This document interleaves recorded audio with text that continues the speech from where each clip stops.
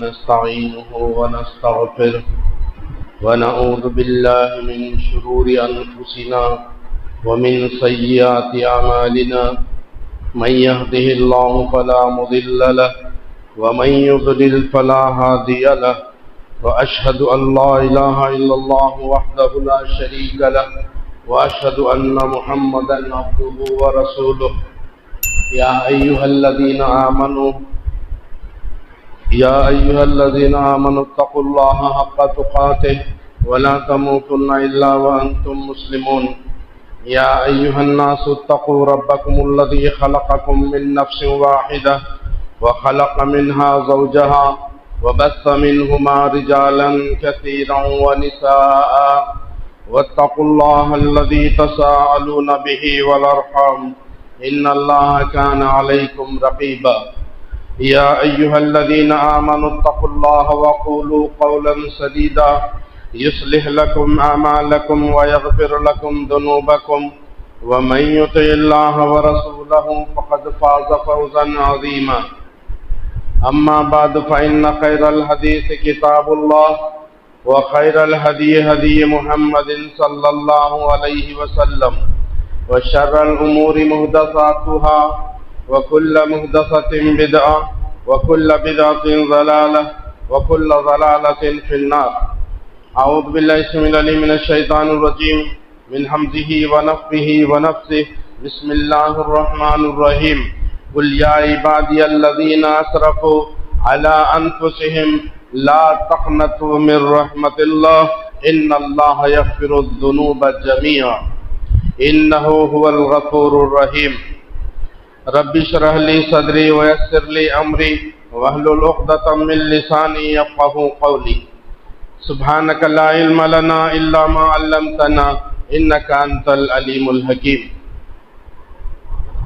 تمام قسم کی تعریفات، بڑھائی، کبریائی، حمد و ستائش اس اللہ مالک الملک کے لائق اور زیبا ہے جس نے انسان اور جنات کو محض اپنی بندگی اور اپنی عبادت کے لیے پیدا فرمایا۔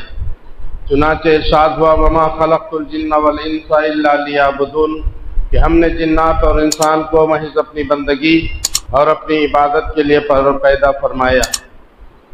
چنانچہ ارشاد ہوا وما خلقت الجن والانس الا لیعبدون۔ سامعین کرام، عزیزان گرامی، محترم بھائیوں، بزرگوں اور دوستوں، اللہ تبارک و تعالی نے انسانوں کو اس دنیا کے اندر بھیجا، اور بھیجنے کا ایک مقصد ہے وما خلقت الجن والانس الا لیعبدون، کہ ہم نے جنات اور انسان کو محض اپنی بندگی اور اپنی عبادت کے لیے پیدا فرمایا۔ تو ہمارا دنیا کے اندر آنے کا مقصد یہی ہے کہ ہم اکیلے اللہ کی عبادت کریں اور اللہ کی عبادت میں کسی کو شریک نہ ٹھہرائیں۔ اور اللہ تبارک و تعالی انسانوں کو پیدا کیا، عبادت کرنے کا حکم دیا اور اس کے ساتھ کسی کو شریک نہ کرنے کا حکم دیا۔ اب جب اللہ کی عبادت ہم کرتے ہیں، متقی پرہیزگار بنتے ہیں، تو اللہ کے خاص بندے بن جائیں گے۔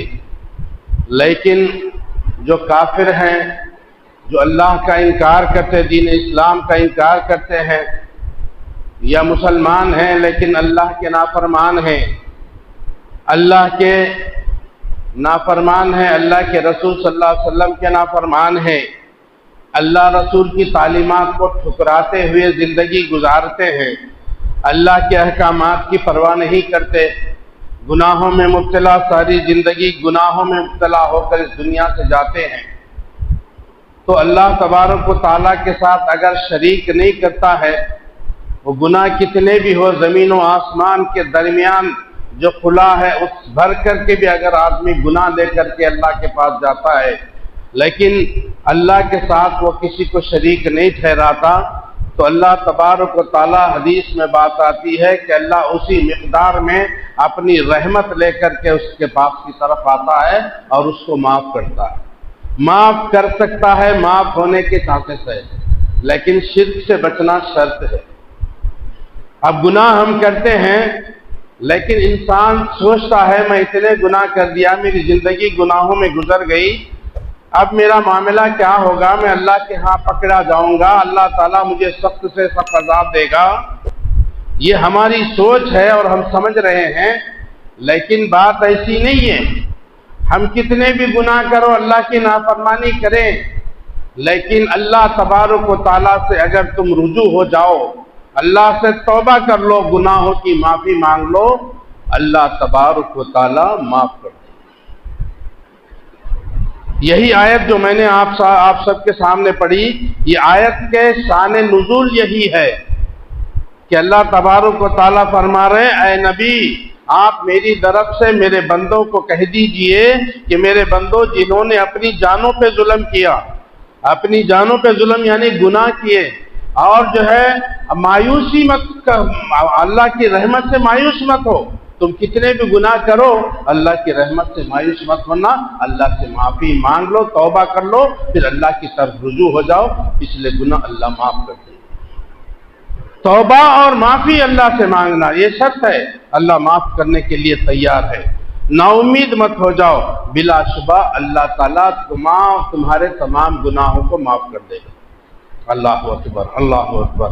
ہاں، اللہ کی رحمت سے نا امید نہیں ہونا، اللہ بخشنے والا اور رحم کرنے والا ہے۔ ایک اور مقام پر اللہ تبارک و تعالیٰ کا ارشاد ہے، وَمَن يَعْمَلْ سُوءًا أَوْ يَظْلِمْ نَفْسَهُ ثُمَّ يَسْتَغْفِرِ اللَّهَ يَجِدِ اللَّهَ غَفُورًا رَحِيمًا۔ یہ سورہ نساء کی آیت ہے۔ جو شخص کوئی برائی کرے یا اپنے نفس پر ظلم کرے، پھر اللہ سے مغفرت طلب کرے، اللہ سے مغفرت مانگے، اللہ سے معافی مانگے، تو اللہ کو بڑا بخشنے والا اور رحم کرنے والا پائے گا۔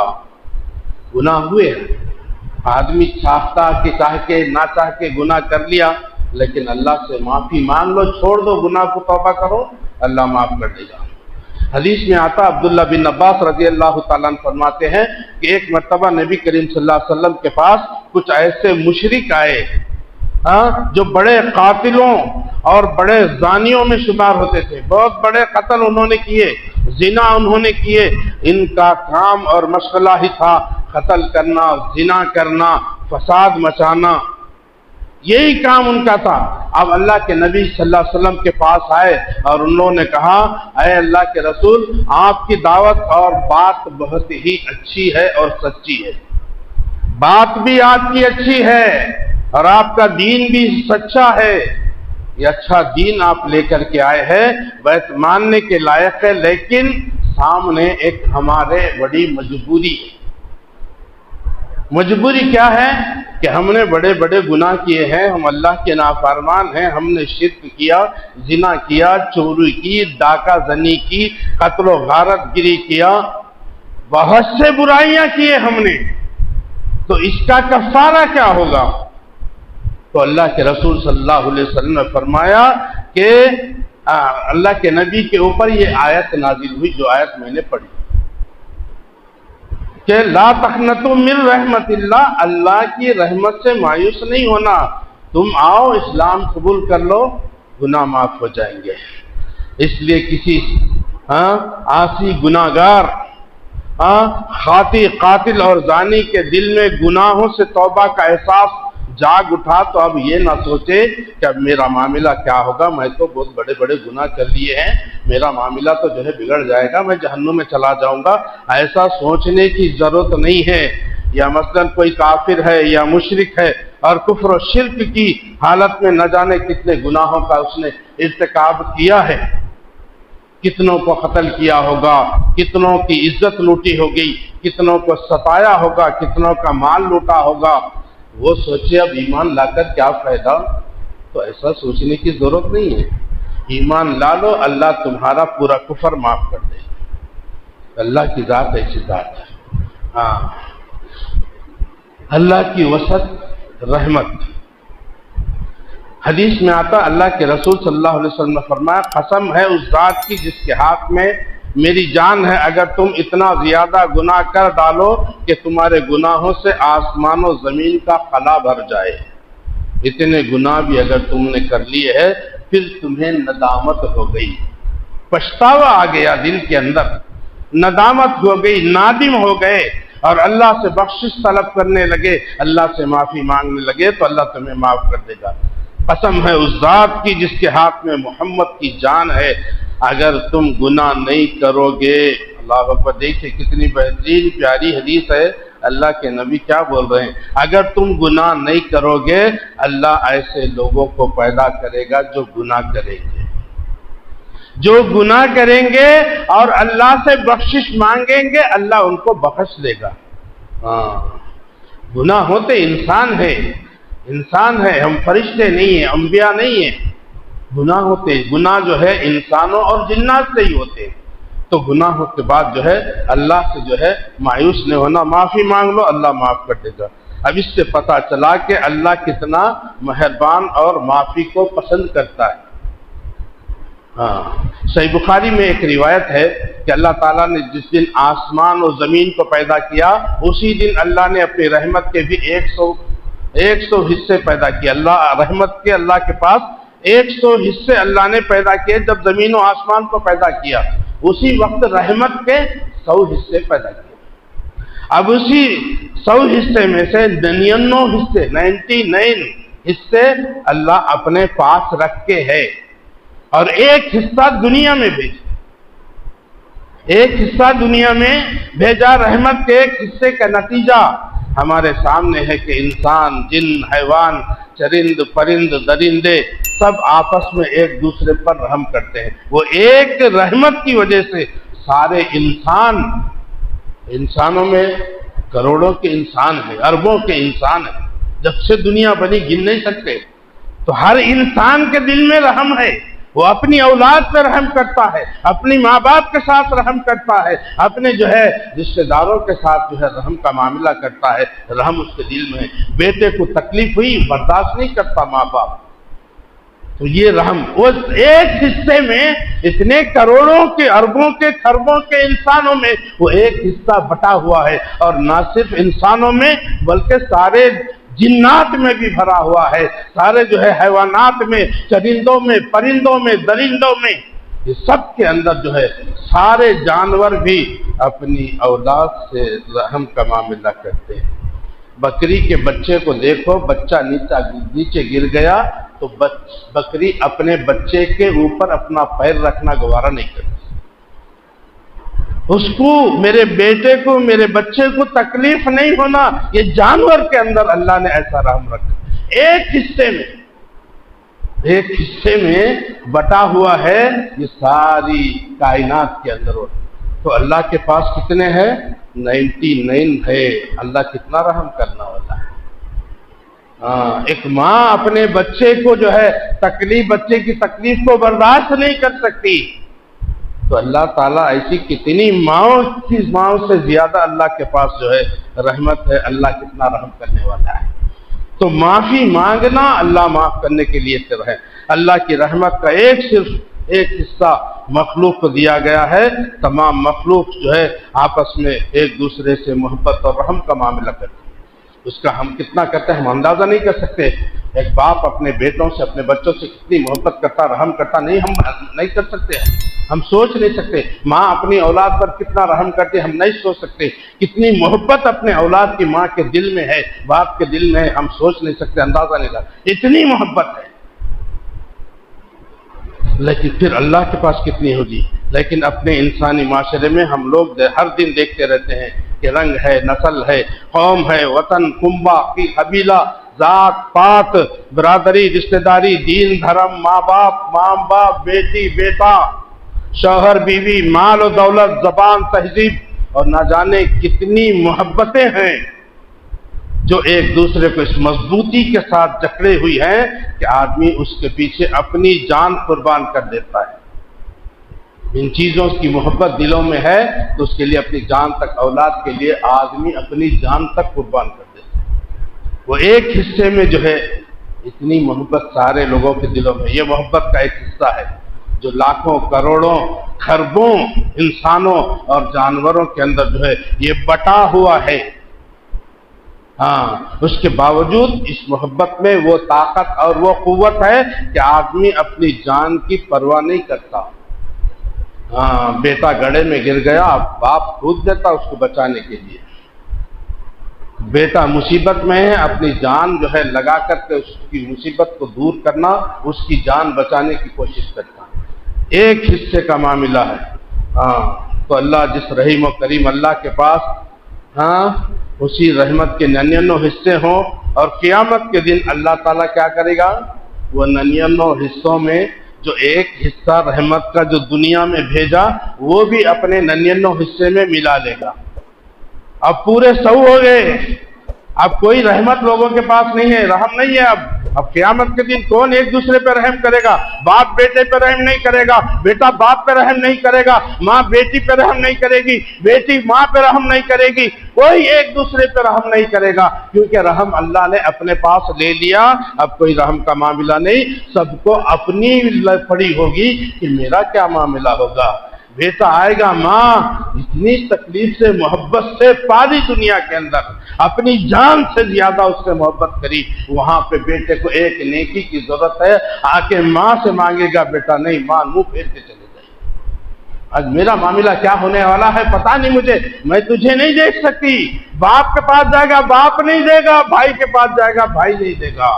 یہ نفسی کا عالم ہوگا قیامت کے دن، وہاں پہ اللہ کے پاس 100 رحمتیں ہوں گے، تو اللہ اس دن کتنا رحم کرے گا۔ تو رحم کرنا ہے، اللہ سے مانگو، اللہ شفیق ہوگا۔ اگر ایک بکری یہ نہیں چاہتی کہ اس کا قدم اپنے بچے کے اوپر پڑے، تو میرے بھائی انسان اپنے بچے کو تکلیف میں کیسے دیکھ سکتا ہے؟ جب انسان تکلیف میں نہیں دے سکتا، رحم کا معاملہ کرتا، تو اللہ تبارک و تعالیٰ کتنا رحم کرنے والا ہے۔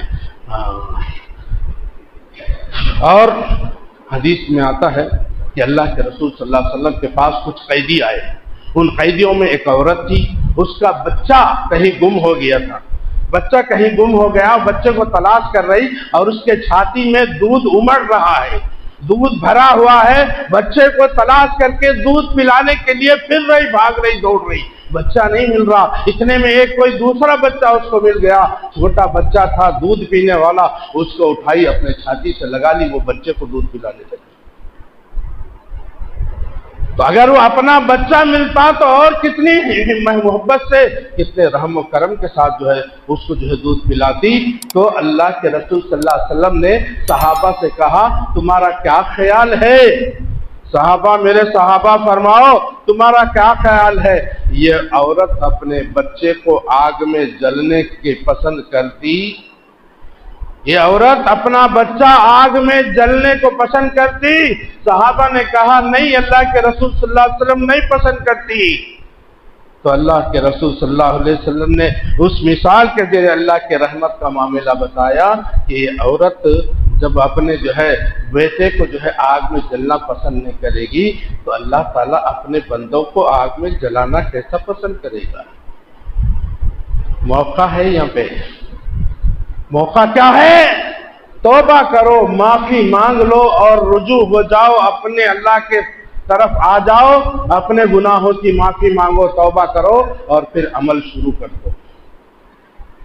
60 سال 70 سال 50 سال کی زندگی گزر گئی، کیسی گزری؟ اللہ کی نافرمانی میں گزر گئی۔ آج توفیق ہوئی توبہ کی، آج توبہ کرو، آج تمہارے پورے 50-60 سال کے گناہ اللہ معاف کرنے تیار ہے، مگر توبہ کرنا، حقیقی توبہ کرنا، پھر نماز کی پابندی شروع ہو جانا، روزوں کی پابندی شروع ہو جانا، اللہ کے تمام احکامات پہ عمل کرنا شروع کر دینا۔ اب اس کے بعد ایک دن میں بھی اگر موت آ گئی آپ کی، تو آپ بخشائے جائیں گے انشاءاللہ۔ موت کب آتی مجھے بتائیے بھائی، بتائیے، کوئی بتا سکتا موت کب آتی؟ ڈیٹ معلوم ہے؟ ڈیٹ معلوم نہیں، آج موت آ سکتی، آج توبہ کرو، 1 منٹ کے بعد موت آئی اور اللہ معاف کر دے گا۔ ایسے واقعات ہوئے، لیکن جو ہے آپ انتظار مت کرو، ابھی تو میں جوان ہوں نکو، ہاں یہ ابھی تو میں جوان نہیں، ذری دیر میں زمین کے اندر بھی چلے جاتے. موت بڑھاپے میں آتی بول کے نہیں ہے، جوانی میں آتی. آپ دیکھیں گے بوڑھے جو ہے دکھتے آپ کو، ان کو ابھی موت نہیں آئی، نوجوان چلے جا رہے سامنے. آپ بعض مجلسوں میں دیکھیے بوڑھوں کی عمر والوں کی تعداد زیادہ رہتی، تو وہ رہتی بول کے نہیں سوچنا، نوجوان چلے گئے نا. اگر بوڑھے کم بھی ہے تو یہ نہیں سمجھنا کہ میں بوڑھا نہیں ہوں گا. اللہ بڑھاپے میں بھی لے جائے گا، جوانی میں بھی لے جائے گا، بچپن میں بھی لے جائے گا. جب کس کی موت کب ہے وہ اللہ کے پاس لکھی ہوئی ہے، اس دن اس کی موت آ کے رہے گی. اللہ اکبر، اللہ اکبر. سارے گناہ اللہ معاف کرے گا. حضرت عمر بن عاص رضی اللہ تعالیٰ عنہ نبی صلی اللہ علیہ وسلم کے نہایت فدائی، بہادر اور دور اندیش صحابی ہے. عمر بن عاص رضی اللہ تعالیٰ عنہ جب ان کی وفات کا وقت قریب ہوا، جب ان کی موت کا وقت قریب ہوا تو دیوار کی طرف منہ پھیر کر زار و خطار رونے لگے. عمر بن عاص رضی اللہ تعالیٰ عنہ دیوار کی طرف منہ پھیر کے زار و خطار رونے لگے. یہ کیفیت دیکھ کر لوگ جو وہاں موجود تھے، ان کے گھر والے، ان کے بیٹے وغیرہ اللہ کے رسول کی بشارتوں اور عمر بن عاص کی خدمات کا ذکر کر کے انہیں تسلی دینے لگے. عمر بن عاص اللہ کے آپ چہتے صحابی تھے، آپ کی خدمات ہے دین کے لیے، آپ کیوں رو رہے ہیں؟ اس کے بعد وہ لوگوں کی طرف متوجہ ہوئے اور پھر کہا، سنو، ساری نیکیوں میں ہماری سب سے بڑی نیکی یہ ہے کہ اللہ نے ہمیں ایمان لانے کی توفیق دے دی. ہمیں ایمان کی توفیق دی اللہ تبارک و تعالیٰ نے. یہ سب سے بڑی نیکی ہے اور سب سے بڑی نعمت اللہ کی ہے. اللہ کی نعمتوں میں سب سے بڑی نعمت ایمان کی نعمت، جو اللہ نے ہمیں بغیر مانگے دے دیا. بغیر ہم نہیں بولے اللہ مجھے مسلمان کے گھر میں پیدا کرنا، ہم اللہ سے نہیں مانگے، اللہ خود ہی سے ہمیں ایک مسلمان کے گھر میں ایمان کے ساتھ پیدا کیا، مسلمان بنا کے پیدا کیا. اللہ نے ہمیں ایمان لانے کی توفیق دی اور فرمایا کہ میری زندگی کے 3 دور گزرے. 3 دور گزرے. پہلا دور تو ایسا تھا کہ جس میں رسول اللہ صلی اللہ علیہ وسلم مجھے سب سے زیادہ مبغوث تھے، ناپسندیدہ تھے. سارے لوگوں میں ناپسندیدہ انسان محمد صلی اللہ علیہ وسلم تھے. یہ میرا پہلا دور تھا. اگر اس دور میں مجھے موت آ جاتی تو میں جہنم میں چلا جاتا. دوسرے دور میں کیا تھی؟ اس وقت میری سب سے بڑی آرزو یہی تھی کہ کسی طرح آپ پر میں قابو پا جاؤں. یعنی پہلے دور میں وہ اللہ کے نبی کو قتل کرنا چاہتے تھے، نعوذ باللہ. پہلا دور ایسا تھا اور قتل کرنا چاہتا تھا. میری زندگی کا یہ دور ایسا تھا کہ اگر اسی حالت میں میری موت آ جائی تو میں جہنم میں چلا جاتا.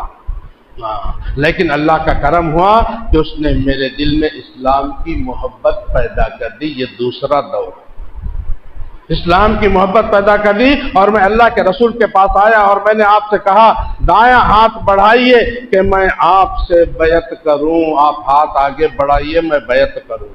اللہ کے نبی صلی اللہ علیہ وسلم نے اپنا ہاتھ آگے بڑھایا. عمر بن عاص اپنا ہاتھ پیچھے ہٹا لیے. اللہ کے رسول نے کہا عمر کیا بات ہے، ہاتھ کیوں ہٹایا پیچھے؟ کہا اللہ کے رسول میں ایک شرط لگانا چاہتا ہوں. کہا کیسی شرط؟ میں نے کہا ایک شرط ہے، مجھے بخش دیا جائے. میں بیعت کرتا ہوں، میں اسلام قبول کرتا ہوں، لیکن کنڈیشن کیا ہے؟ مجھے بخش دیا جائے. تو اللہ کے رسول صلی اللہ علیہ وسلم نے فرمایا تم کو پتہ نہیں اسلام تمام گناہوں کو مٹا دیتا ہے؟ اور تم کو پتہ نہیں ہجرت جو ہے تمام گناہوں کو مٹا دیتی ہے؟ اور تم کو پتہ نہیں حج سے پہلے تمام گناہوں کو مٹا دیتا ہے؟ جب انہوں نے اسلام قبول کر لیا، یہ دوسرا اور سنہرا دور تھا، گولڈن دور تھا یہ. اس دور میں مجھے اللہ کے رسول سے زیادہ محبوب کوئی مجھے پسند نہیں دکھتا تھا. سارے انسانوں میں سب سے محبوب اور پسندیدہ ہستی تھی تو محمد رسول اللہ صلی اللہ علیہ وسلم کی تھی۔ آپ صلی اللہ علیہ وسلم کی عظمت اور جلالت کا یہ حال تھا کہ آنکھ بھر کر میں آپ کے چہرے مبارک کو دیکھ نہیں سکتا تھا، یعنی اللہ کے نبی صلی اللہ علیہ وسلم کا چہرے مبارک، آپ کی عظمت، آپ کی جلالت یہ تھی کہ میں جو ہے نبی صلی اللہ علیہ وسلم کے چہرے پر اپنی نگاہ ٹکا کر کے نہیں دیکھ سکتا تھا۔ اگر کوئی مجھ سے پوچھے اللہ کے نبی کا حلیہ بیان کرو تو میں بیان نہیں کر سکتا تھا۔ یہ حال تھا اللہ کے رسول کا، وہ ہستی تھی اللہ کے رسول صلی اللہ علیہ وسلم۔ اور تیسرا دور آیا جس میں ہمیں حکومتیں ملی، امارت ملی، عہدے ملے۔ اس دور میں میرا کیا حال ہوا میں کچھ نہیں جانتا۔ سنو، اب عمر بن عاص رضی اللہ تعالیٰ عنہ لوگوں سے کہہ رہے ہیں جب میں مر جاؤں تو میرے جنازے کے ساتھ کوئی نوحہ کرنے والی نہ جائے، میرے جنازے کے ساتھ آگ نہ لے جائے، قبر میں دفن کرنے کے بعد آہستہ آہستہ مٹی گرانا، دفن کرو تو مٹی آہستہ آہستہ گرانا، دفنانے کے بعد میری قبر کے پاس اتنی دیر تک رکے رہنا جتنی دیر ایک اونٹ کو ذبح کر کے اس کے ٹکڑے کر کے اس کے گوشت کو بانٹ دیا نہیں جاتا، اتنی دیر تک ٹکا رہنا۔ یہ اس لیے کہتا ہوں کہ تمہارے رکے رہنے سے مجھے انس حاصل ہوگا، مجھے ایک سکون حاصل ہوگا اور مجھے وقت ملے گا، اور اپنے رب کے فرشتوں کو کیا جواب دینا ہے اس کو میں سوچ سکتا ہوں، سوچ لوں گا اس وقت میں اتنی دیر جو ہے ٹھہرے رہنا۔ حضرت عمر بن عاص رضی اللہ تعالیٰ عنہ کون تھے؟ وہ فاتح مصر کو فتح کرنے والے بڑے دور اندیش انسان تھے۔ حضرت حسن رضی اللہ تعالیٰ عنہ اور حضرت امیر معاویہ رضی اللہ تعالیٰ عنہ کے بیچ میں صلح کرنے میں ان کا بڑا کردار تھا، دونوں میں صلح کرانے والے میں جو ہے ان کا اہم کردار تھا۔ ان سارے کمالات، فضائل اور خدمات کے باوجود اپنی نیکیوں اور کارناموں پر کتنی کوئی ذرہ نہیں ہے، ان کو اکڑ نہیں ہے، اتنی نیکی کرنے والے، مصر کو فتح کرنے والے صحابی رسول ہے، اپنے دین اسلام کے لیے جنگ کے میدان میں لڑنے والے، نبی سے محبت کرنے والے، نبی کے لیے اپنی جان قربان کرنے والے، ایسے صحابی کو ڈر ہے کہ میرا معاملہ کیا ہونے والا ہے، تو اس ساری باتیں ان کو سمجھا رہے، وہی ناز اور گھمنڈ نہیں بلکہ ان ساری قربانیوں اور خدمات کو اس قابل نہیں سمجھے تھے کہ ان کو شمار کیا جائے، میں اتنے نیکیاں کر لیا اب میرا کوئی معاملہ نہیں، ایسا نہیں سوچے، وہ ڈر رہے ہیں۔ ہاں، اگر کوئی چیز ان کے نزدیک قابل شمار ہے تو وہ صرف یہ ہے کہ اللہ نے انہیں ایمان کی دولت سے نوازا۔ ہاں، اس کے برعکس ہمارا کیا حال ہے؟ ہم کیا کچھ نمازیں پڑھ لیے ایسا اکڑنے لگتے کہ بھائی جنت کی سرٹیفکیٹ مجھے مل گئی، چار نمازیں پڑھ لیے، پڑھنے والوں اکڑو مت، اللہ کا شکر ادا کرو کہ اللہ نے تمہیں نماز پڑھنے کی توفیق دی۔ جو لوگ نماز نہیں پڑھتے ہیں ان کو اللہ کی توفیق نہیں ملی، اس لیے وہ بے نمازی رہے، وہ بے نمازی ہی چلے گئے، بغیر توبہ کے چلے گئے۔ ان کے ساتھ کیا معاملہ ہونے والا ہے وہ اللہ بہتر جانتا ہے۔ اور جو ہے ہم جو ہے اکڑتے ہیں، 5 وقت کی نماز پڑھنے لگ گئے تو پس پوچھو مت، اللہ پر کوئی احسان ہم کرنے لگے، اپنے اور محلے پڑے اس کی نگاہوں میں متقی شمار ہونے لگے۔ اکڑنے بولا ہے نماز پڑھتا ہوں، میں پڑھ رہا ہوں، میں 5 وقت نماز، تجھے احسان کیوں پڑھ رہا ہے؟ اللہ کے واسطے پڑھا اور تیرے واسطے تو پڑھا تو تجھے جنت میں دے گا۔ ہاں، دکھاوے کے لیے مت پڑھو، ریاکاری نہیں، تمہاری عبادت کو مار دیا جائے گا تمہارے منہ پہ، لوگوں کو دکھانے کے لیے اگر کوئی کام کرو گے۔ ہاں میرے بھائیوں، تقویٰ صرف نماز پڑھنے کا نام نہیں ہے۔ اب ہے تھوڑے لوگ ہیں نماز پڑھتے بس سمجھے کہ میں نے اسلام کا حق ادا کر دیا، اللہ کا حق ادا کر دیا، دین کا حق ادا کر دیا۔ نماز پڑھنا جو ہے وہ تقویٰ نہیں ہے۔ تقویٰ یہ ہے کہ ہر نیکی کو کرنا، ہر اللہ کے حکم کو بجا لانا، یہ تقویٰ ہے۔ تقویٰ بول تو اللہ کا ڈر، اللہ کا ڈر۔ تقویٰ آدمی متقی کب بنتا؟ سارے اعمال جب وہ کرنے لگے گا تب وہ جو ہے اللہ کا مہربان اور اللہ کا مخلص بندہ بنتا ہے۔ ہاں تقوی یہ ہے، تقوی کے بارے میں آتا کہ عمر رضی اللہ تعالیٰ عنہ ایک مرتبہ ابی بن کعب رضی اللہ تعالیٰ عنہ سے پوچھتے ہیں کہ اے ابی مجھے تقوی کیا ہے بتاؤ. تو ابی بن کعب رضی اللہ تعالیٰ عنہ پریشان ہو گئے. امیر المومنین، آپ خلیفۃ المسلمین، آپ مسلمانوں کے خلیفہ ہیں، آپ مجھے تقوی کے بارے میں بول رہے، مجھے تقوی کے بارے میں بتاؤ، میں تم سے سننا چاہتا ہوں. تو ابی بن کعب رضی اللہ تعالیٰ نے کہا امیر المومنین، آپ کبھی ایسے راستے سے گزرنا آپ کا ہوا جس راستے میں جو ہے ایسے درخت ہیں جو کاٹی دار ہیں، کانٹے دار درخت ہیں، ایسے راستے سے گزرنے کا کبھی موقع ہوا؟ تو انہوں نے کہا، عمر رضی اللہ تعالیٰ نے کہا ہوا.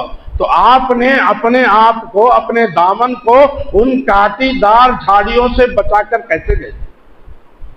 تو حضرت عمر رضی اللہ تعالیٰ نے کہا کہ ان کانٹوں کو جو ہے ہٹاتے آہستہ، تاکہ وہ میرے کپڑوں میں نہ لگے اور میرے کپڑے، میرا دامن نہ پھٹے، میں بڑا احتیاط کرتے ہوئے ان کاٹی دار جو ہے راستے سے پار ہوا. تو ابی بن کعب رضی اللہ تعالیٰ نے کہا امیر المومنین یہی تقوی ہے. سمجھ میں آئی بات؟ تو ہمیں کوئی تکلیف نہ پہنچے، تکلیف دہ چیز سے ہمیں تکلیف نہ پہنچے، اس کے لیے کیا تدبیر اختیار کرنا ہے وہ اختیار کریں گے تو آپ اس تکلیف سے بچیں گے. اب سب سے بڑی تکلیف کیا ہے؟ جہنم. جہنم کی تکلیف سب سے بڑی ہے. تو اس تکلیف سے بچنے کے لیے کیا کرنا؟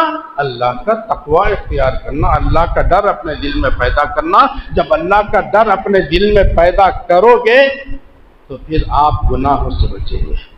جب تک اللہ کا ڈر نہیں رکھیں گے ہم جو ہے نہیں بچ سکتے.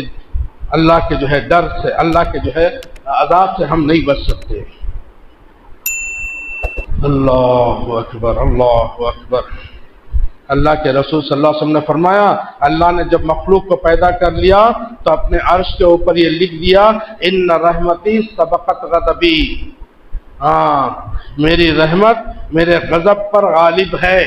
یعنی اللہ کا جو غضب ہے، ایک تو ہے اللہ کی رحمت اور دوسرا اللہ کا غضب بھی ہے.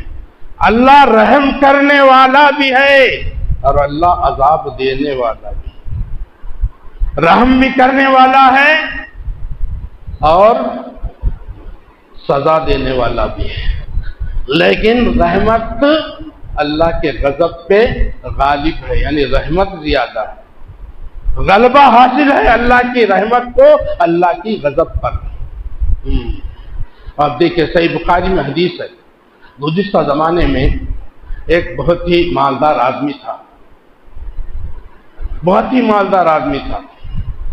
اس کی موت کا وقت آیا تو اس نے اپنے بیٹوں کو بلایا، بیٹوں کو قریب بلایا اور کہا میرے بیٹو دیکھو، جب میں مر جاؤں گا نا تو بہت ساری لکڑیاں جمع کرنا اور اس میں آگ لگانا اور اس آگ میں مجھے جلا دینا.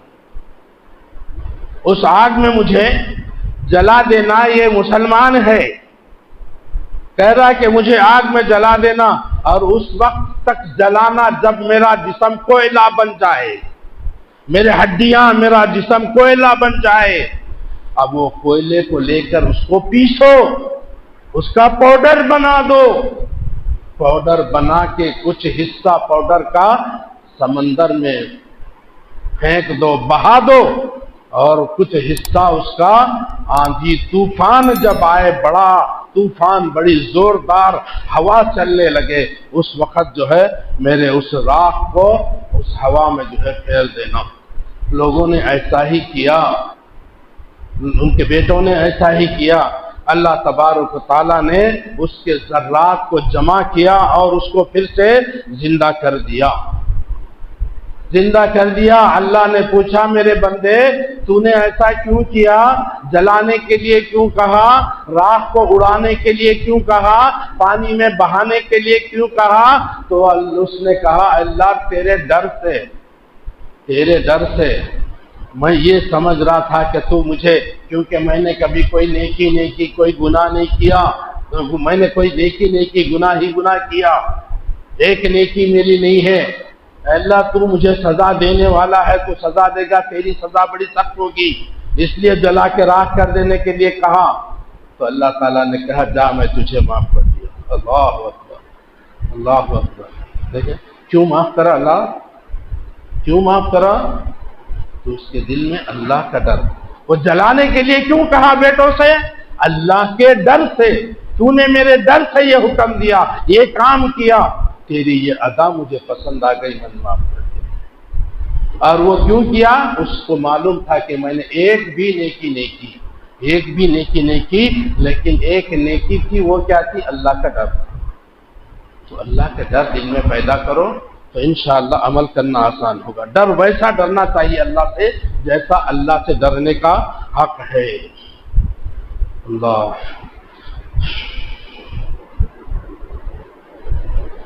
اس وقت میں اللہ کی قدرت کا بیان مقصود نہیں، ہماری اس حدیث میں اللہ کی قدرت ہے، اللہ کی قدرت کا بیان بھی ہے، لیکن مقصد یہ نہیں ہے۔ مقصد اس حدیث میں بتانے کا یہ ہے کہ اس آدمی نے اللہ کے ڈر کی وجہ سے وہ کام کیا، یہ مقصود بتانا ہے۔ اور یہ بتانا مقصود ہے کہ اگر کسی کے دل میں صرف اللہ کی گرفت کا احساس پیدا ہو گیا تو اللہ کی مغفرت اور جنت کے حصول کے لیے اتنا ہی کافی ہے۔ دل میں یہ پیدا کرو اللہ سزا دینے والا بھی ہے، یہ اللہ کا غضب کا معاملہ ہے اور رحمت کا معاملہ ہے، دونوں کو لینا، دو چیزیں دل کے اندر رکھنا، اللہ کا ڈر بھی دل میں رکھنا کہ اللہ مجھے سزا دے گا میرے گناہوں پہ، اور اللہ کی رحم سے نا امید بھی نہیں ہونا، امید رکھنا کہ اللہ مجھے معاف کرے گا۔ دو چیزیں لے کے چلنا ہے، اللہ کا ڈر بھی اور امید بھی۔ انسان کی کامیابی کے لیے یہ دونوں چیزوں کا انسان کے دل میں ہونا ضروری ہے، تو اللہ تعالیٰ جنت میں داخل کر سکتا ہے ایسا ڈر اللہ کے پاس۔ اللہ کا ڈر اگر حقیقت میں لائیں گے نا میرے بھائیوں، آپ دیکھو اللہ کا ڈر دل میں لا کر کے دیکھو، پھر آپ عمل کرنے والے بنتے کہ نہیں بنتے۔ ایک نماز چھوڑنا گوارا نہیں ہوتا، اللہ کا ڈر ہے تو اللہ کو اللہ مانو، ہمارا معبود ہے، ہمارا خالق ہے، ہمارا مالک ہے، یہ اگر ہم مانیں گے تو پھر جو ہے ہمیں عمل کرنا آسان ہوگا۔ ہم جانتے ہیں کہ علم، قدرت، حیات اللہ کی صفات عالیہ میں سے، اللہ کی صفات عالیہ میں سے ہیں، اسی طرح صفت رحمت بھی ہے اللہ تعالیٰ کی صفت عالیہ میں سے ایک صفت یہ ہے، اور اسی طرح کی کچھ اور صفتیں، مثلا صفت کلام ہے، اللہ کلام کرنے والا ہے، صفت جو ہے سمع و بصر ہے، اللہ سننے والا ہے، دیکھنے والا ہے، وغیرہ وغیرہ۔ تو یہ صفات انسانوں میں بھی ہے، انسان بھی دیکھتا ہے، انسان بھی سنتا ہے، انسان بھی بولتا ہے، کلام کرنے والا ہے، انسان کے اندر رحم بھی ہے، رحم کرنے والا بھی ہے، بہت سی چیزیں ہیں، اللہ کی صفات ہمارے اندر ہے، لیکن ہمارا معاملہ بالکل معمولی ہے، لیمیٹڈ۔ اور دیکھیں اللہ تعالیٰ کا معاملہ، صفت اللہ کی وہ بڑی ہے، جیسا کہ ہم دیکھتے ہیں تو ایک محدود احاطے تک، محدود دور تک ہمیں دیکھ سکتے ہیں، سنتے ہیں، یہاں میں بول رہا ہوں آپ سن رہے ہیں، لیکن بہت دور جاؤ آپ، میری آواز کو کوئی سن نہیں سکتا، تو میرا سننا محدود ہے، میرا دیکھنا محدود ہے، میں بول رہا ہوں سو بولنے کی طاقت بھی میری محدود ہے اور ہمارے سننے کی طاقت بھی محدود ہے، لیکن اللہ تبارک و تعالیٰ کا معاملہ الگ ہے۔ اللہ سنتا ہے، ساتوں آسمانوں کے اوپر عرش پہ رکھ کے ہماری بات کو سنتا ہے، بولے سو بات نہیں، دل میں خیال آیا وہ بھی اللہ جانتا ہے، یہ اللہ ہمیں دیکھتا ہے، ہم سب کو نہیں دیکھ سکتے، اللہ ہمارے کو دیکھ رہا ہے، ہم اللہ کو نہیں دیکھ سکتے، اللہ ہم سب پہ نظر رکھا ہوا ہے۔ تو یہ جو ہے اللہ تبارک و تعالیٰ کے جو ہے صفات ہیں، اور جو اللہ اور بندے کے درمیان مشترک ہے، یعنی کہ دونوں میں بھی ہے، اللہ میں بھی ہے اور ان بندوں میں بھی ہے، یعنی علم، قدرت، کلام، حیات، سمع، بصر کی صفت اللہ بھی اس سے متصف ہے اور اس کے بندے بھی اس سے متصف ہیں۔ علم، قدرت وغیرہ کی صفت اللہ میں بھی پائی جاتی اور بندے میں بھی پائی جاتی، ساری چیزیں۔ اسی طرح صفت رحمت اللہ میں بھی پائی جاتی اور بندوں میں بھی پائی جاتی۔ اللہ تبارک و تعالی ماں باپ کا رحم کرنے کا معاملہ تھوڑا ہے، اللہ کا رحم کرنے کا معاملہ وہ بہت وسیع ہے، بہت وسیع ہے۔ اس فرق کو حدیث کی روشنی میں ہم کو اس طرح سمجھایا گیا کہ اللہ نے رحمت کے 100 حصے، جیسے میں نے بتایا اس حدیث میں سمجھایا کہ اللہ کے جو ہے 100 حصے جو ہے اللہ کے پاس ہے، ایک حصہ بھیجا تو وہ ایک حصے سے جو ہے لوگ جو ہے انسان اور جانور وغیرہ سب ایک دوسرے پر ہم کا معاملہ کرتے ہیں۔ تو اللہ کے پاس جب 99 صفات 99 جو ہے رحمتیں ہیں اور آخری قیامت کے دن 100 پورے ہو جائیں گے، تب اللہ تعالیٰ جو ہے ایسی رحمت کا معاملہ، بخشش کا معاملہ اللہ تعالیٰ کرے گا۔ اللہ کی صفت غضب یہ ہے، اللہ کی صفت رحمت کا بیان واقعے کا ایک پہلو تھا، یہاں واقعے کا ایک اور پہلو بھی ہے اور وہ یہ ہے اللہ کی صفت غضب۔ اگر ہم صفت غضب کا بیان نہیں کریں گے تو پھر جو ہے بات ادھوری رہ جائے گی۔ غضب کے معاملے میں 2 باتیں بچ کے اپنی بات کو انشاءاللہ ختم کرنے کی کوشش کروں گا۔ ہمارے سامنے رہنا چاہیے کہ غضب کا معاملہ دنیا کی زندگی میں انسان کو مختلف مراحل سے گزرنا پڑتا ہے، کبھی کشادگی اور فراخی ہے، کبھی تنگی ہے، کبھی فراخی ہے۔ مال دولت میں تنگی بھی ہے، فراخی بھی ہے، تو کبھی تنگی ہے اور غریبی ہے، کبھی صحت اور عافیت ہے تو کبھی بیماری اور خوف ہے۔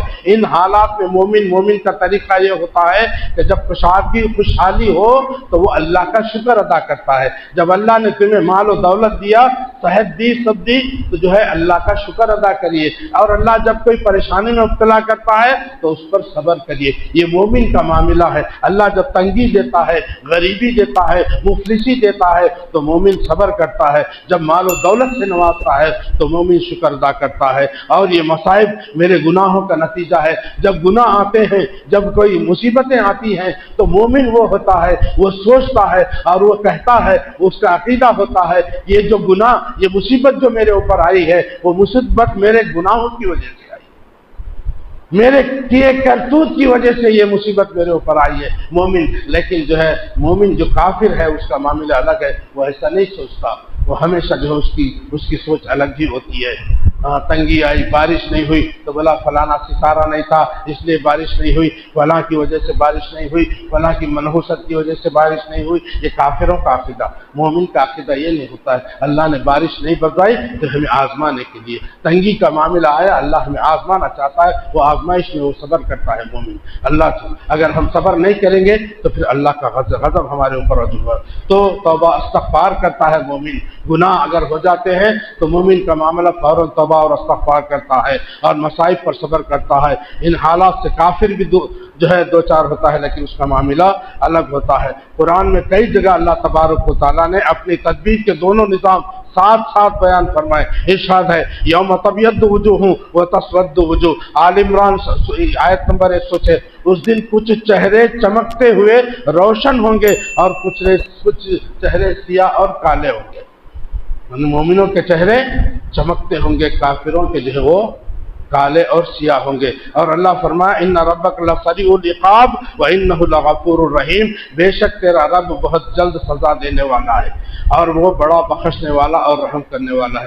اللہ پر ایمان لا کر اس کا تقوی اختیار کریں تو اللہ تبارک و تعالیٰ ان پر آسمان اور زمین سے اپنی برکتوں کا دروازہ کھول دیتا ہے، خوشحالی اور کشادگی پیدا کر دیتا ہے، پیداوار اور تجارت میں برکت عطا کرتا ہے۔ اگر لوگ اللہ اور اس کے رسولوں کو جھٹلانے میں جھٹلاتے ہیں، اس پر ایمان نہیں لاتے تو اس کے بدلے میں اللہ ان کو اپنی گرفت میں دے دیتا ہے۔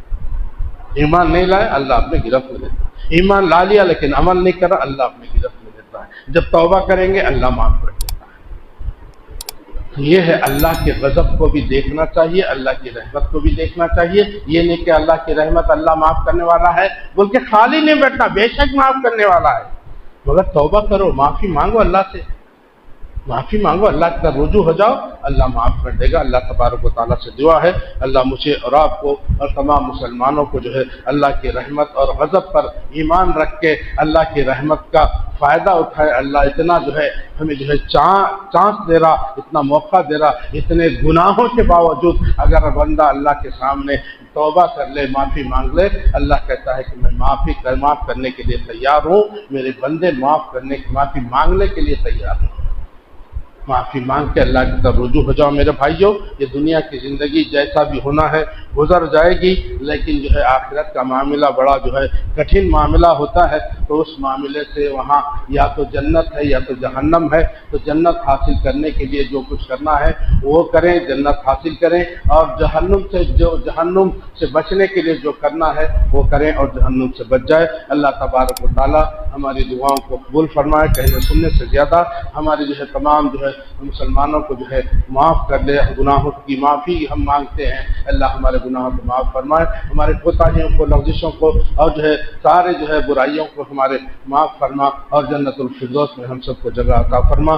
جو شرک میں مبتلا ہے, جو بدعت و خرافات میں مبتلا ہے, اللہ ان کو شرک اور بدعات سے بچنے, اس سے توبہ کرنے اور تیری طرف رجوع ہونے کی توفیق عطا فرما. وآخر دعوانا الحمد للہ رب العالمین.